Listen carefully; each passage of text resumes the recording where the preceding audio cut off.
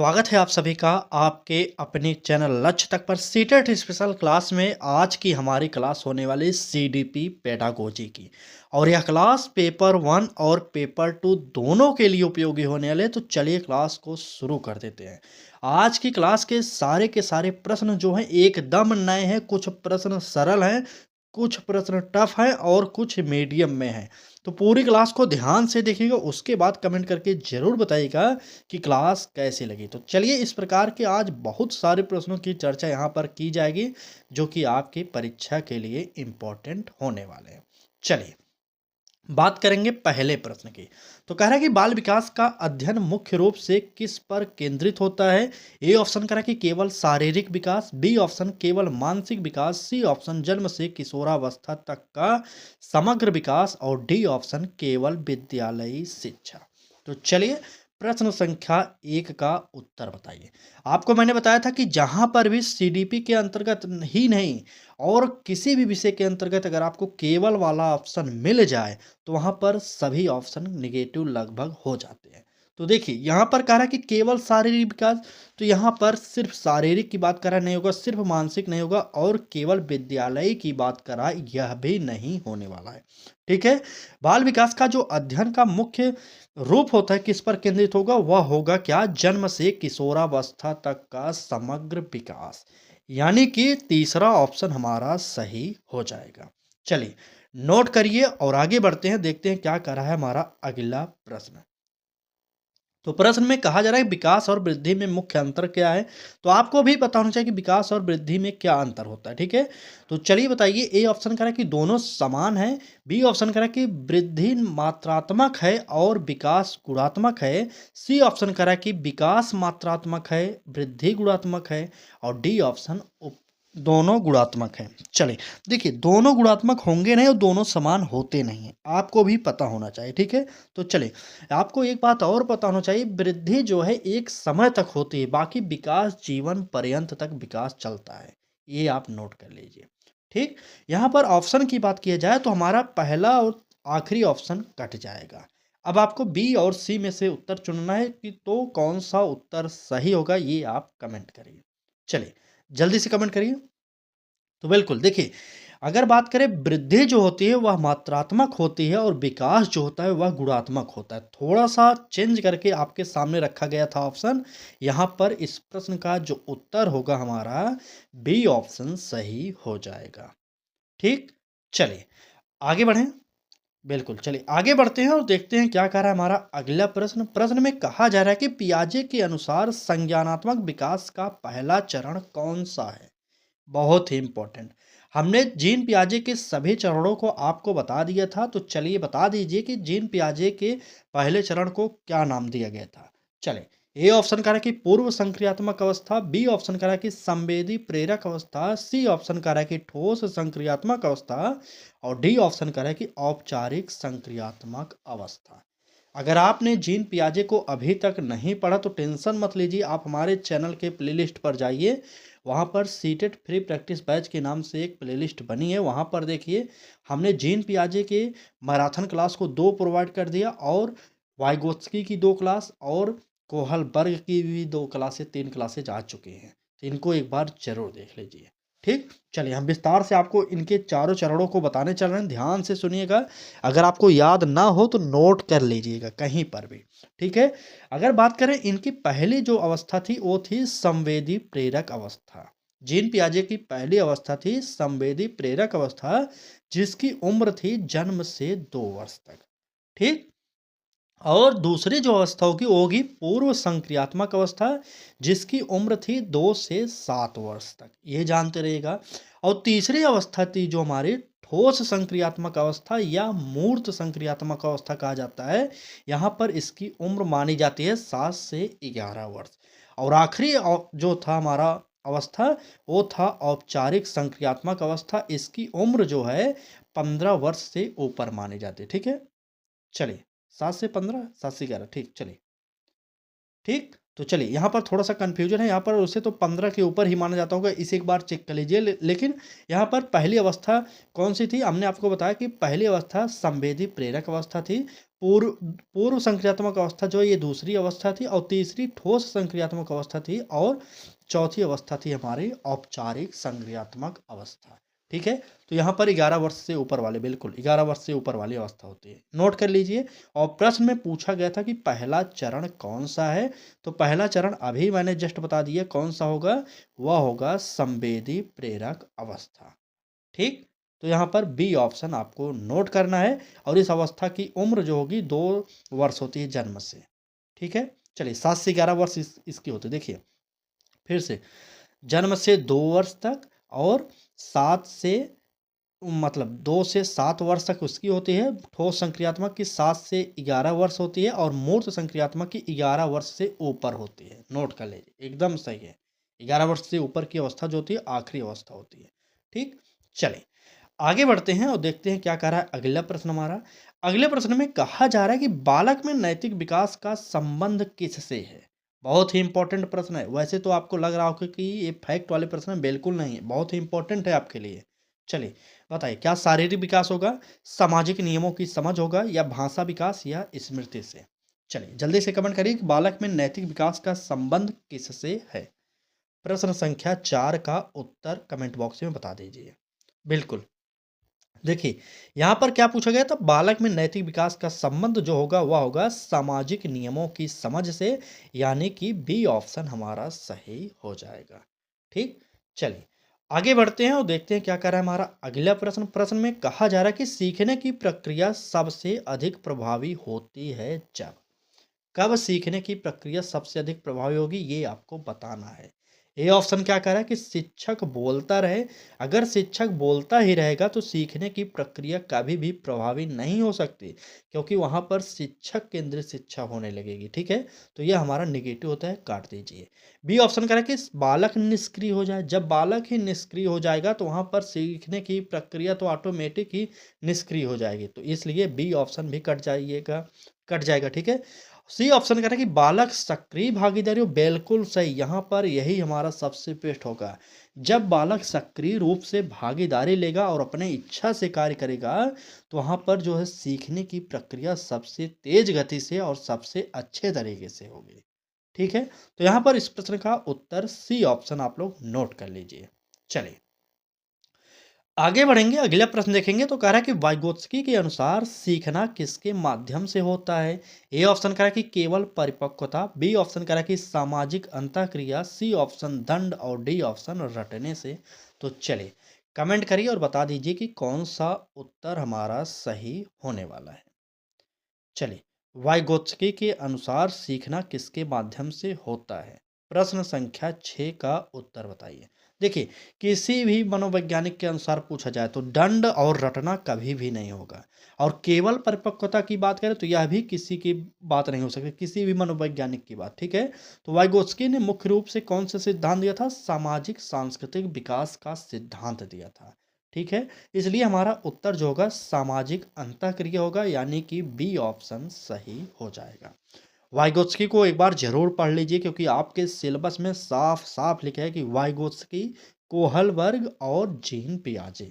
अगर यह क्लास आपको अच्छी लग रही है तो आप हमारे प्लेलिस्ट पर जाइए, वहाँ पर पूरी क्लासेज आपको मैराथन के रूप में प्रोवाइड कर दी गई है, एक बार देखिए। ठीक, चलिए आगे बढ़ेंगे, अगला प्रश्न भी देखिए। एक बात और ध्यान रखिएगा, जेड जॉन प्रॉक्सिमल डेवलपमेंट जो होता है, इसको अगर कहीं पर देखे ना तो ये बात समझ जाना कि ये प्रश्न जो है लगभग वाइगोत्स्की के से ही संबंधित है। ठीक है, क्यों, क्योंकि जेड का सिद्धांत देने वाले वाइगोत्स्की महोदय ही थे। चलिए अब बात करते हैं प्रश्न की। तो कह रहा है कि निकट विकास क्षेत्र किससे संबंधित है। ए ऑप्शन कह रहा है कि बालक क्या नहीं कर सकता, बी ऑप्शन कह रहा है कि बालक अकेले क्या कर सकता है, सी ऑप्शन कह रहा है कि बालक सहायता से क्या कर सकता है, और डी ऑप्शन बालक की आईक्यू। चलिए प्रश्न संख्या 7 का उत्तर कमेंट बॉक्स में बता दीजिए। चलिए, ए ऑप्शन कह रहा है कि बालक क्या नहीं कर सकता, तो बिल्कुल नहीं, हमारा निगेटिव है, काट दीजिए। बी ऑप्शन कह रहा है कि बालक अकेले क्या कर सकता है, बिल्कुल नहीं। जो जेड का मुख्य उद्देश्य होता है वह होता है बालक को सहारा देना। एक निश्चित समय तक सहारा देना होता है, उसके बाद धीरे-धीरे हट जाना होता है। तो यहाँ पर इसका जो उत्तर होगा, बालक सहायता से क्या कर सकता है, यानी कि सी ऑप्शन हमारा सही हो जाएगा। ठीक? चलें आगे। चलिए बढ़ते हैं आगे, देखते हैं। तो अगले प्रश्न में बात करें तो कह रहा है कि बुद्धि परीक्षण का मुख्य उद्देश्य है। बुद्धि परीक्षण का मुख्य उद्देश्य क्या होने वाला है? ए ऑप्शन कह रहा है कि डर पैदा करना, बी ऑप्शन तुलना करना, सी ऑप्शन कह रहा है कि मानसिक क्षमताओं का मापन, डी ऑप्शन दंड देना। चलिए प्रश्न संख्या 8 का उत्तर बता दीजिए कौन सा सही होने वाला है। तुरंत बताइए, तुरंत। प्रश्न संख्या 8, बिल्कुल बिल्कुल बिल्कुल। चलिए, दंड देना कभी भी किसी भी ऑप्शन में सही नहीं होता, मैंने बताया है। तुलना करना काट दीजिए, डर पैदा करना ये भी काटिए। हमारा जो उत्तर होगा सी ऑप्शन सही होगा, मानसिक क्षमताओं का मापन होना, यही बुद्धि परीक्षण का मुख्य उद्देश्य होता है। ठीक? क्लास अच्छी लग रही हो तो एक बार लाइक कर दीजिए, क्योंकि आप लोग लाइक नहीं करते। देखते तो बहुत लोग हैं लेकिन लाइक नहीं करते कोई लोग। आपसे निवेदन बस इतना करेंगे, क्लास अगर आपको अच्छी लग रही है तो लाइक करिए। अगर आपको हमारे साथ जुड़कर फ्री में तैयारी करनी है सीटेट की, तब चैनल को सब्सक्राइब करिएगा, बेल आइकन को ऑन करिएगा, नहीं तो मत करिएगा। ठीक? क्योंकि ऐसे लोगों से हम दूरी बनाना चाहते हैं जो लोग तो जुड़ तो जाएं लेकिन पढ़े ना, बाद में कहें रिजल्ट नहीं हुआ। भाई साहब, जब तक आप पढ़ेंगे नहीं तब तक रिजल्ट नहीं होने वाला है। आपको मेहनत तो करनी पड़ेगी। ठीक है? समय कम है। अगर आपको लग रहा है कि हम आखिरी समय में पढ़ के सीटेट पास कर लेंगे तो ये आपकी बहुत बड़ी गलती होने वाली है। इसे अभी समय है, दूर कर लीजिएगा। ठीक? चलिए, प्रश्न में कहा जा रहा है कि समावेशी शिक्षा का उद्देश्य क्या है। तो आप सभी को पता होना चाहिए कि समावेशी शिक्षा में सभी बच्चों को समान रूप से कार्य किया कराया जाएगा, समान रूप से समझा जाएगा, किसी में भेदभाव नहीं किया जाता। और समावेशी शिक्षा के अंतर्गत सभी बालक विशिष्ट होते हैं, ये बात आपको याद होना चाहिए। ए ऑप्शन कह रहा है कि केवल सामान्य बच्चों को पढ़ाना। अभी मैंने बताया कि सभी बच्चों को पढ़ाना होगा, सामान्य वालों को भी, मंद बुद्धि वालों को भी, तेज बुद्धि वालों के लिए, सभी के लिए पढ़ाना पड़ेगा। ए ऑप्शन गलत हो जाएगा। अब बी ऑप्शन कह रहा है कि केवल दिव्यांग बच्चों को पढ़ाना चाहिए, बिल्कुल नहीं, दिव्यांग को नहीं। सी ऑप्शन कह रहा है कि सभी बच्चों को समान अवसर देना, तो बिल्कुल सही, यही हमारा उत्तर सी सही हो जाएगा। ठीक? सी सही हो जाएगा, बिल्कुल। चलें आगे। चलिए आगे बढ़ते हैं और देखते हैं क्या कह रहा है अगला प्रश्न हमारा। चलिए, डेली सुबह 10 बजे आपके लिए क्लासेज हिंदी की हो रही है, शाम को सीडीपी, ईवीएस, मैथ जो भी क्लासेज हो रहे हैं, लेकिन दोनों टाइम हो रहे हैं, सुबह 10 बजे, शाम को 5 बजे। तो दोनों क्लासेज जरूर देखा करिए, क्योंकि समय कम है, थोड़ा सा ज़्यादा मेहनत करनी पड़ेगी। चलिए, प्रश्न संख्या 10 देखिए, कह रहा है कि अधिगम अक्षमता का उदाहरण है। अधिगम अक्षमता का उदाहरण कौन सा है बताइए। ए ऑप्शन कह रहा है कि बहरापन, बी ऑप्शन कह रहा है कि डिसलेक्सिया, सी ऑप्शन कह रहा है कि शारीरिक विकलांगता, और डी ऑप्शन दृष्टिहीनता। चलिए, अधिगम अक्षमता का उदाहरण कौन सा होने वाला है? प्रश्न संख्या 10 देखिए, अधिगम अक्षमता यहाँ पर ना तो दृष्टिहीनता होगा, ना ही शारीरिक विकलांगता, ना ही बहरापन। हमारा जो उत्तर होगा वह होगा डिसलेक्सिया, यानी कि बी ऑप्शन सही हो जाएगा। ठीक? डिसलेक्सिया, बिल्कुल बी ऑप्शन। चलिए आगे बढ़ते हैं और अगला प्रश्न देखते हैं। कह रहा है कि प्रेरणा का अर्थ है। प्रेरणा का अर्थ क्या है? डर होगा, सीखने की अतिरिक्त शक्ति होगी, दंड होगा, प्रतियोगिता होगा। तो आप सबको पता होना चाहिए कि डर नहीं होगा, दंड होगा नहीं, प्रतियोगिता होगा नहीं। तो हमारा जो उत्तर होगा क्या होगा? सीखने की अतिरिक्त शक्ति जो होती है वही प्रेरणा का अर्थ होता है। प्रेरणा मतलब मोटिवेशन। ठीक है? चलिए, अभिप्रेरणा, प्रेरणा, मोटिवेशन ये सब एक ही शब्द होते हैं। चलिए देखते हैं अगला प्रश्न क्या कहता है। कह रहा है कि कौन सा कारक विकास को प्रभावित नहीं करता, ध्यान से देखिएगा। ए ऑप्शन कह रहा है कि आनुवंशिकता, बी ऑप्शन वातावरण, सी ऑप्शन पोषण, डी ऑप्शन पाठ्य पुस्तक का आकार। चलिए, प्रश्न संख्या 12 का उत्तर कमेंट बॉक्स में बता दीजिए कौन सा सही होने वाला है। तुरंत कमेंट करिए, तुरंत। चलिए, बिल्कुल बिल्कुल। चलिए, अगर बात करें कौन सा कारक विकास को प्रभावित नहीं करेगा, तो आपको एक बात तो पता होना चाहिए कि सबसे पहले ऑप्शन में कौन कौन से हैं जो विकास को प्रभावित करते हैं। तो आनुवंशिकता जो है सबसे ज़्यादा है, वातावरण तो सबसे ज़्यादा। एक बात बताइए, वातावरण ज़्यादा है कि आनुवंशिकता ज़्यादा है, आपके अकॉर्डिंग क्या है? चलिए, एक मनोवैज्ञानिक थे वाटसन, जो जिन्होंने कहा था आप मुझे बालक दे दो और जो आप कहोगे, चोर कहो, सिपाही कहो, जज कहो, वकील कहो, जो आप कहो मैं उसे बना दूंगा। ठीक है, वाटसन का ये कथन था, आपको पता होना चाहिए क्योंकि इम्पोर्टेंट है। तो वातावरण के माध्यम से वाटसन ने यह कहा था, ठीक है, वातावरण को ही वाटसन ने सबसे ज़्यादा महत्वपूर्ण बताया था। आप अपने ऊपर फॉलो करिए एक नियम, जैसे आप किसी अच्छे दोस्त के संगत में रहेंगे तो आप अच्छाई पर जाएंगे और बुरे दोस्त के संगत में रहेंगे तो बुराई पर ही जाने वाले हैं। ठीक, तो यहाँ पर आनुवंशिकता और वातावरण विकास को सबसे अधिक प्रभावित करते हैं, ये बात जानते रहिएगा। और पोषण, पोषण तो बिल्कुल होने वाला है, इसलिए हमारा क्या, चलिए बी ऑप्शन भी होने वाला है, इसलिए हमें यह काटना पड़ेगा क्योंकि हमें यहाँ पर नेगेटिव चुनना था, इसलिए पाठ्य पुस्तक का जो आकार होता है वह ऑप्शन हमारा नहीं सही होगा। ठीक, यह नेगेटिव है, इसे काट दीजिए और आगे बढ़ते हैं। अगला प्रश्न देखते हैं क्या कह रहा है। प्रश्न में कह रहा है कि भावनात्मक विकास का संबंध है। भावनात्मक विकास का संबंध क्या है ये बताइए। ए ऑप्शन कह रहा है कि तर्क से, बी ऑप्शन कह रहा है कि भावना और अभिव्यक्ति से, सी ऑप्शन भाषा से, डी ऑप्शन लेखन से। चलिए, प्रश्न संख्या 13 का उत्तर बता दीजिए कौन सा सही होगा। भावनात्मक विकास का संबंध क्या है, चलिए बताइए तुरंत। बिल्कुल, प्रश्न संख्या 13, बिल्कुल, चलिए बिल्कुल। देखिए, लेखन से नहीं होता भावनात्मक विकास, ठीक है, भाषा से नहीं, तर्क से नहीं, जो उत्तर होता है वह होता है भावना और अभिव्यक्ति से, यानी कि बी ऑप्शन सही हो जाएगा। ठीक, चलिए नोट कर लीजिए और आगे बढ़ते हैं, देखते हैं क्या कह रहा है हमारा अगला प्रश्न। प्रश्न में कहा जा रहा है कि अधिगम का सबसे अच्छा सिद्धांत है। आपको बताना है कि अधिगम का सबसे अच्छा सिद्धांत क्या है। ए ऑप्शन कह रहा है कि व्यवहारवादी, बी ऑप्शन कह रहा है कि संज्ञानात्मक, सी ऑप्शन रचनावादी, डी ऑप्शन उपरोक्त सभी। प्रश्न संख्या 14 का उत्तर बताइए। चलिए, बिल्कुल बिल्कुल इंपॉर्टेंट है भाई साहब, सब इंपॉर्टेंट है। चलिए, बिल्कुल, देखिए अधिगम का सबसे अच्छा सिद्धांत की अगर बात किया जाए तो वह होता है व्यवहारवादी, और संज्ञानात्मक और रचनावादी सभी होते हैं, इसलिए हमारा डी ऑप्शन सभी को सही मानिए आप लोग।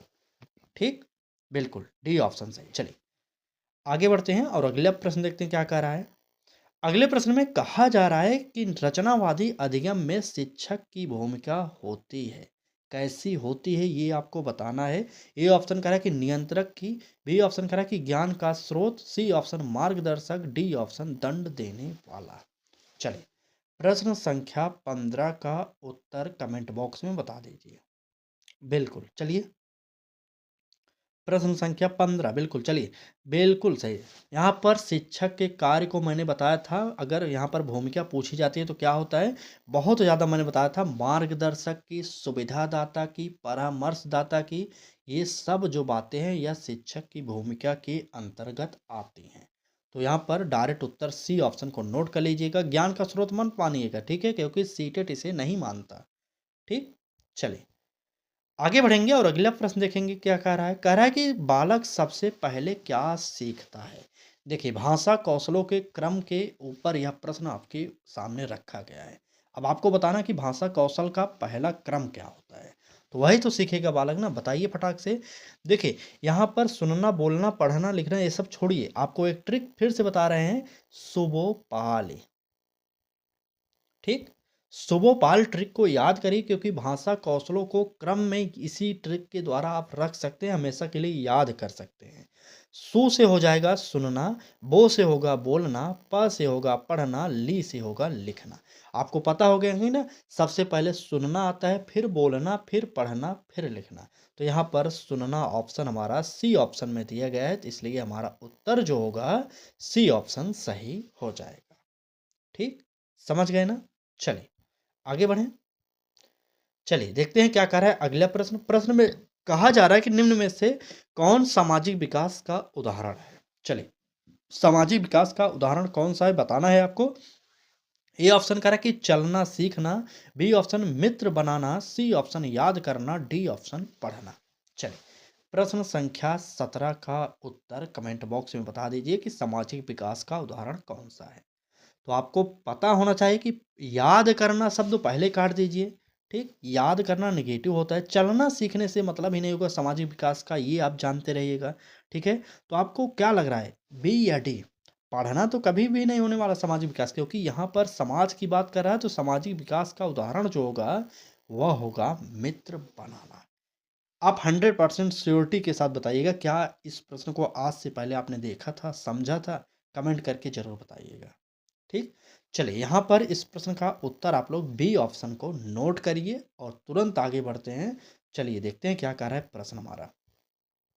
एक बार क्लास को लाइक जरूर कर दीजिए, ठीक है, क्लास को लाइक कर दीजिए एक बार। चलिए प्रश्न में कह रहा है कि ध्यान अवधि का अर्थ है। ध्यान अवधि का अर्थ क्या, अटेंशन का अर्थ क्या होता है बताइए। ए ऑप्शन का है कि सीखने की गति, बी ऑप्शन ध्यान केंद्रित करने का समय, सी ऑप्शन स्मरण शक्ति, डी ऑप्शन बुद्धि स्तर। चलिए बताइए इसका उत्तर क्या होने वाला है प्रश्न संख्या 18 का। तुरंत कमेंट करिए, प्रश्न संख्या 18 का उत्तर क्या होगा। चलिए, बिल्कुल, बिल्कुल। देखिए, अगर बात करें ध्यान अवधि का जो अर्थ होता है, बुद्धि स्तर नहीं होगा यहाँ पर। स्मरण शक्ति मतलब रटने की शक्ति बिल्कुल नहीं, सीखने की गति बिल्कुल नहीं। उत्तर जो होगा ध्यान केंद्रित करने का उपाय होता है। ठीक है? ध्यान केंद्रित करने का उपाय यानी कि बी ऑप्शन हमारा सही हो जाएगा। ठीक? प्रश्न संख्या 18 का बी ऑप्शन सही हो जाएगा। आगे बढ़ेंगे, देखेंगे क्या कह रहा है हमारा अगला प्रश्न। तो प्रश्न में कह रहा है कि किशोरावस्था में मुख्य परिवर्तन होता है, कौन सा होगा? क्या केवल शारीरिक होगा या केवल मानसिक या केवल सामाजिक या शारीरिक, मानसिक व भावनात्मक? तो आपको पता होना चाहिए, जहाँ पर भी केवल लगेगा इकलौता शब्द है, काट दीजिएगा, नेगेटिव होता है, अब बताने की जरूरत है नहीं। किशोरावस्था में जो मुख्य रूप से परिवर्तन होता है वह शारीरिक, मानसिक और भावनात्मक तीनों प्रकार के परिवर्तन होते हैं। ठीक, तो यहाँ पर इस प्रश्न का उत्तर जो होगा सी ऑप्शन सही हो जाएगा। चलिए आगे बढ़ते हैं और देखते हैं क्या कह रहा है अगला प्रश्न हमारा। प्रश्न में कह रहा है कि शिक्षक को बच्चों के साथ कैसा व्यवहार करना चाहिए, ये आपको बताना है। ए ऑप्शन करेंगे कठोर व्यवहार, बिल्कुल नहीं, कठोर व्यवहार नहीं करेंगे। उदासीन, बिल्कुल नहीं, ये भी नहीं करने वाले। और सहानुभूतिपूर्ण, पक्षपाती, पक्षपाती तो बिल्कुल नहीं। हमारा उत्तर जो होगा सहानुभूतिपूर्ण व्यवहार करना चाहिए। ठीक है, तो इस प्रश्न का उत्तर आप लोग सी ऑप्शन को नोट करिए और तुरंत आगे बढ़ते हैं। चलिए, तो आज की क्लास में बस इतने ही प्रश्न थे। बाकी क्लास आपको कैसी लगी कमेंट बॉक्स में ज़रूर बताइएगा। और आप लोगों में से कितने लोग ऐसे हैं जो सुबह 10 बजे क्लास देख रहे हैं और शाम को 5 बजे, दोनों टाइम क्लास देख रहे हैं? एक बार कमेंट करके ज़रूर बता दीजिएगा। ठीक, और एक कमेंट और करिएगा कि आज की क्लास में आपके कितने क्वेश्चन सही हुए। ठीक है, तो चलिए उम्मीद करते हैं क्लास अच्छी लगी होगी, आपने लाइक भी किया होगा और अपने मित्रों तक शेयर भी किया होगा। तो चलिए कल फिर मिलेंगे एक नए क्लास के साथ, तब तक के लिए धन्यवाद।